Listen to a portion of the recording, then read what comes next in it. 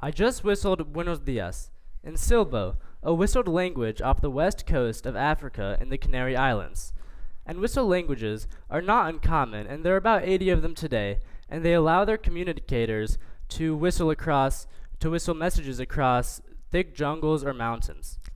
But for the sake of this speech, I will be speaking in words, and the words which I'm speaking in are very limiting. So how? Well, in the early 20th century, there were two linguists named Edward Sapir and Benjamin Lee Whorf, and in 1929, they proposed the Edward Sapir hypothesis, or linguistic relativity, which suggested that we view the world through the language which we speak. So in other words, people who speak different languages may view the world completely differently. So let's take a look at a few concepts, how language changes our perception of the world. One of the most basic elements in language is how we see color. And in English, if I have a color wheel, I can point to all sorts of colors, like red, light red, dark red, purple, maroon, teal, or anything. But for the Dani people of Papua New Guinea, they only have two words for colors, mili, which are the dark colors, and mola, which are the light colors. So while our eyes are physically seeing the exact same colors, our brains are categorizing them and perceiving them completely differently.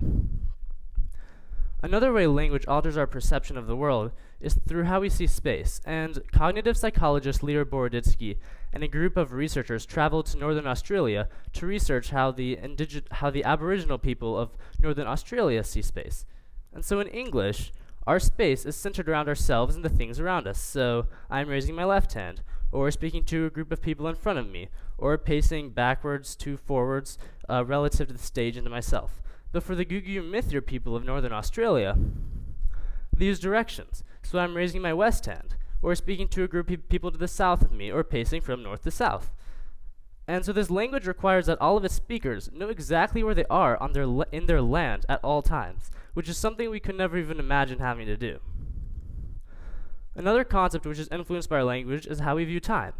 And so the Amandawa people of the Amazon rainforest were found in 1986, and when researchers examined their language, they found that they didn't have a word for time or day, month or year. And so because of this, they don't have a way to recognize ages. So their names change based on significant life events that happen. For example, if a boy becomes an older brother, then the boy will get a new name, and his younger brother will inherit the boy's old name. Or if a woman gets married, then the woman will inherit a new name, both signifying important life events that have occurred. So I drew a timeline of significant life events in Michael Jordan's life, from his birth to the release of Space Jam. And this is how we would see it. But if I redrew this timeline to more accurately depict how the Amendawa would see it, it may look something like this.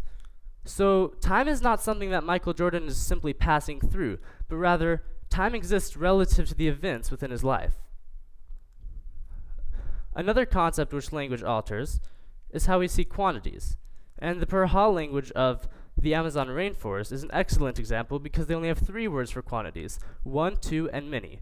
But these translations aren't really even accurate in English. And so if I wanted to know how many stars there were, I would simply count. 1, 2, 3, 4, 5. But what if I couldn't count? Would I know how many there were? And this is what researchers wanted to know. So they lined up a row of objects on a table and then hid the objects and asked the Puraha people to replicate the amount of objects. And they found that the answer is they can't count, and that accuracies steeply dropped after about 3 objects. But what I think is fascinating about this language is that they don't conjugate in the past tense or the future tense. And so almost all of their speaking is done in the present. And because of this, or not because of this, but they also don't have a word for worry and are considered some of the happiest people in the world, which I think says something a lot about math. And I'm not telling you this to ask you to learn one of these, but rather, I want you to value them, because our world is globalizing incredibly fast, and people are dropping their mother tongues at an alarming rate in order to pursue valued languages like Mandarin, French, Spanish, and especially English.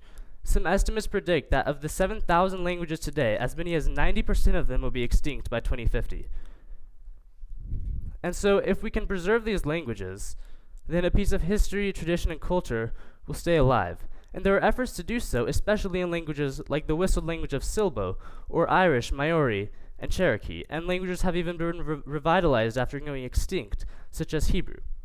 But if we let these languages die, then the unique perspectives found in languages like Dani or Paraha will also die, and with it an amazing diversity amongst humans. So embrace your linguistic differences and learn to value others' differences, because what separates us makes us unique, and what makes us unique gives us an identity. Thank you.